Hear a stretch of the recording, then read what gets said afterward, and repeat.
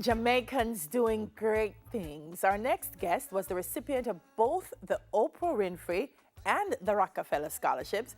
And yes, my producer Kayan had to say he is a Ardenite. You're never a former Ardenite, Kayan. Once an Ardenite, always an Ardenite. And I'm speaking about none other than actor and performer Ulato Sam. Good morning and welcome to Smile Jamaica, sir. Good morning, good morning. Thank you for having me. It's an honor, really. But listen, I'm looking at your resume. I'm reading your story. It's the stuff films are made of. So interestingly, you're an actor because you actually left here on a track scholarship. Yes, I got a track scholarship to Morehouse College in 2010 after graduating from Arden. And I ran for all 4 years, and towards the end of that experience, I tore my quad, and that gave me a little bit more time to focus on some of the pursuits that I had been partaking in, but not really focusing on during that time. Because, you know, when you're running track and field, you know, it sort of takes most of your time. And that's how I developed or really fell in love full time with creating art. Wow. And from Morehouse, you moved to UCLA. To do your master's? What did you pursue there? I got a master's of fine arts with a focus in theater, and I specifically focused in acting. So nice. a holistic approach to the art, and then my research was deconstructing, reconstructing movement and text in space and time using the body as an organizational instrument. Neville, come help me deconstruct what Ulato just said. I'm joking. I'm joking. It's important, and I'm glad you put it in within that context, Ulato, because a lot of times when we talk about creative art and creative work, I don't think people see some of what you just said. They don't see it sometimes as being an academic pursuit. And I tell people, if you're not bright, you can't be successful in creative art. But the Oprah Winfrey Scholarship, how did you end up there? And tell me about that experience meeting Oprah and working with a team with Oprah for months.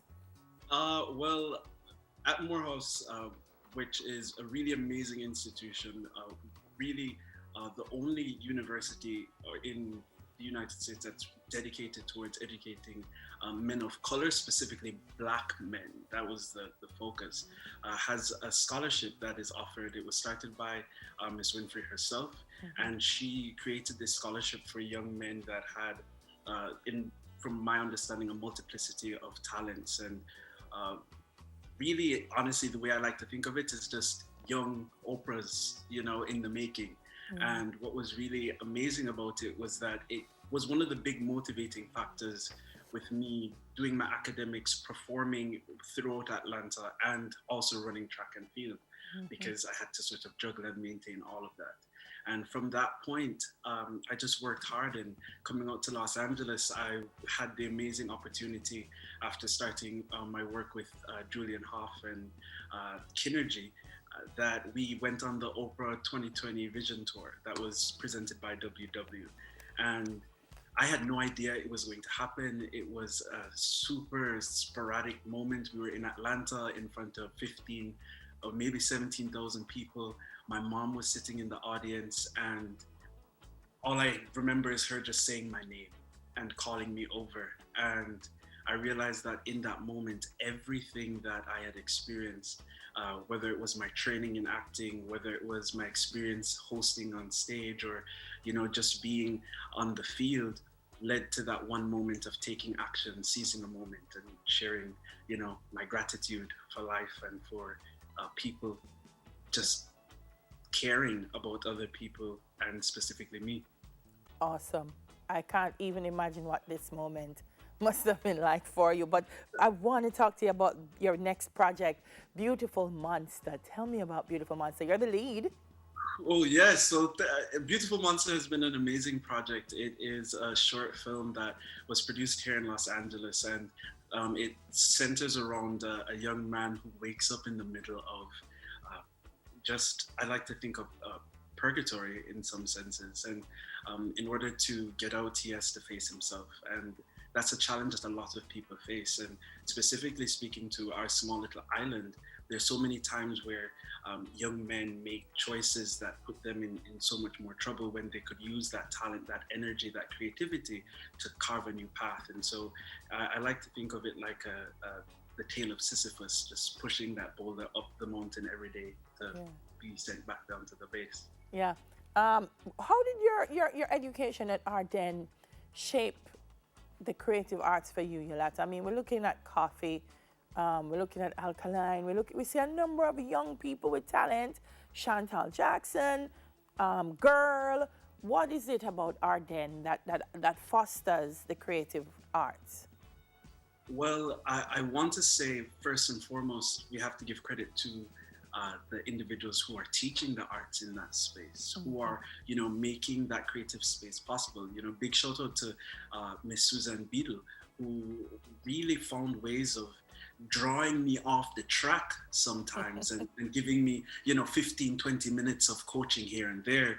But it's also the environment, it's the ecosystem that's created, whether it's Ian Hurd with the music, or you're finding time in devotion to hear some of these amazing voices that are singing in the morning, or just the talents that just are in the space. It's really just a collective of students and people who are encouraged to express themselves. And they create that energy. All right, they're running me off, but I can't go without asking you quickly, in a couple of seconds, about Julianne Hough's Kinergy team, of which you're a big part.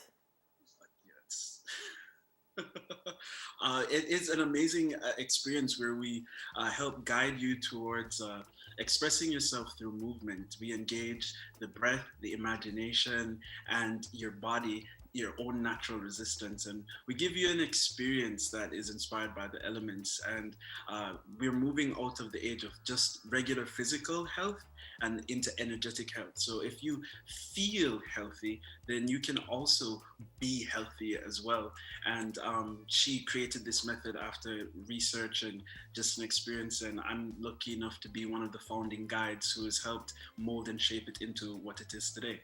Awesome. Listen, I don't have to ask the last question because it said, what would you say to young people who are watching now? But I think you've said it by your deeds, and that is, believe in the dream, work hard, and it will happen, and it will happen. Ulato, so proud speaking to you this morning. Continue to shine and pave that way. And we look forward to seeing you on even more big screens in the coming future. Thank you. Do a quick shout out to Beadle already, Miss Bog, before them cut we off. Big up the family before we go. I definitely have to say a big thanks to my mother, my brother, my grandmother, Beryl Murdoch, whose, sacrifice and hard work is why I'm here. Kenya Mattis, Dion Mattis, big up to the Arden family. And most of all, I also want to say to every young person that may look like me, sound like me, or dream like I do, your dreams are valid, and people like me are waiting to collaborate. We're here to bring Jamaica to the world stage and advance the whole human race using our natural gifts. So let's do it together. We're gonna do it. Nice meeting you, Ulato Sam, actor, performer, and so much more, making moves in Hollywood. All right, great seeing you.